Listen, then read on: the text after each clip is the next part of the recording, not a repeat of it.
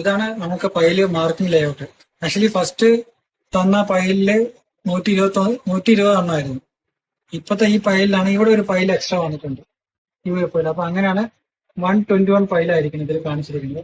ഇതിലിപ്പോ നമ്മൾ ചെയ്യാൻ പോണത് ഈ എൽ ഗ്രിഡ് തൊട്ട് ടി ഗ്രിഡ് വരെ ഒരു ഫേസ് 1 ആയിട്ട് നമ്മൾ ചെയ്യാൻ പോകും. ഈ ഫേസ് 1 36 പൈല് കഴിഞ്ഞിട്ടുണ്ട്. ഈ മാർക്ക് ചെയ്തേക്കുന്നത് കഴിഞ്ഞ പൈലുകളാണ്. 36 കഴിഞ്ഞിട്ടുണ്ട്. ഇനി ഏകദേശം നമുക്കൊരു 19 പൈലാണ് ബാക്കിയുള്ളത്.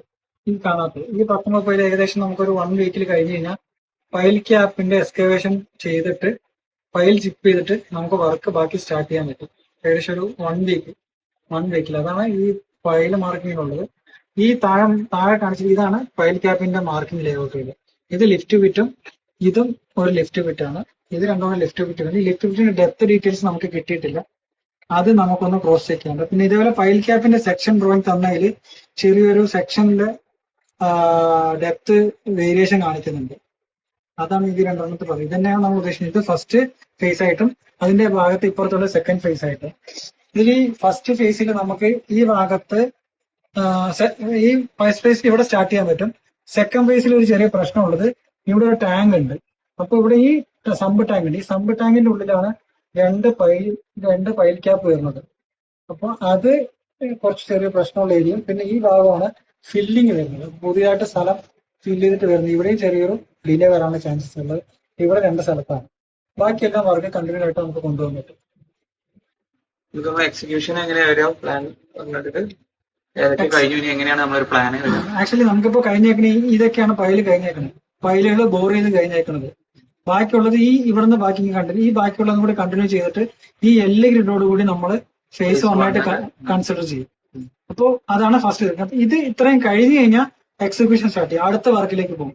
അതായത് പൈലിന് ശേഷം എക്സ്കവേഷൻ ചെയ്യുന്നു, പൈലുകൾ ചിപ്പ് ചെയ്യുന്നു, പൈൽ ക്യാപ്പിന്റെ PCC, പൈൽ ക്യാപ്പിന്റെ സീൽ വർക്ക്, പൈൽ ക്യാപ്പിന്റെ ഷട്ടറിങ്, പൈൽ ക്യാപ്പിന്റെ കോൺക്രീറ്റ്. അതിന് ശേഷമാണ് ബാക്കി. ഇത് ഫുള്ളും കഴിയുമ്പോൾ നമുക്ക് ഷോർട്ട് കോളം, പ്ലിന്ത് ബീം, പിന്നെ അതിനുശേഷം കോളം ചെയ്യുന്നു. പിന്നെ ഇവിടെ ഗ്രേറ്റ് സ്ലാബ് വരുന്നതാണ് ഗ്രേറ്റ് സ്ലാബ് ചെയ്യും. അല്ലെങ്കിൽ ഫില്ല് ചെയ്തിട്ട് PCC ചെയ്യുക. DPC കോഴ്സ് ചെയ്തിട്ട് അതിന്റെ മുകളിൽ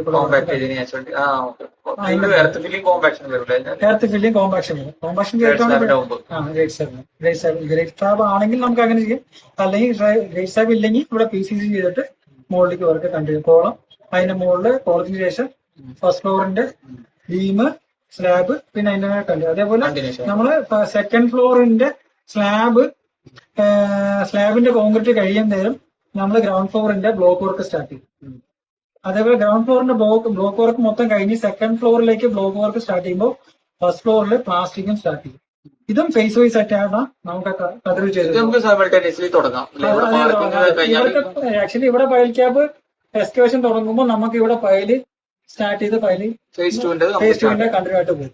അപ്പൊ ഇത് കഴിയുന്നതനുസരിച്ച് ഓരോന്ന് കഴിയുമ്പോൾ അങ്ങനെ ഇതും തന്നെ പൊക്കോളും. ഇതേപോലെ ഇതിന്റെ ഒരു ടീം വർക്ക് ആവുന്ന പോലെ തന്നെ ഇവിടെയും ഒരു ടീം വർക്ക് ചെയ്ത് കൊണ്ടുപോകാൻ നമുക്ക് പറ്റും.